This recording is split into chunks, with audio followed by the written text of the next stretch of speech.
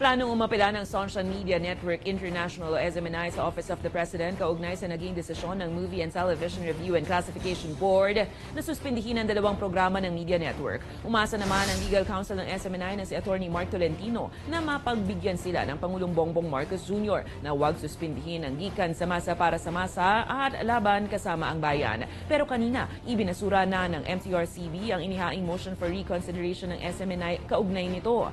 Ayon kasi sa ahensya, mayroong unconvincing at inulit lang ang mga inihain nilang mosyon. Matatandaang tinugis ng MTRCB ang naturang programa dahil sa paggamit ng mga death threat at bastos na pananalita. So I'm hoping the President Bongbong Marcos and Executive Secretary Lucas Bersamin will reconsider our arguments sa pag-file natin ng petition for review sa Office of the President. President, para malaman natin kung saan kampi talaga si BBM, si PBBM. Kampi ba siya sa SMNI, sa freedom of press, or baka nadiktahan siya sa ibang mga opisyalis sa ating government?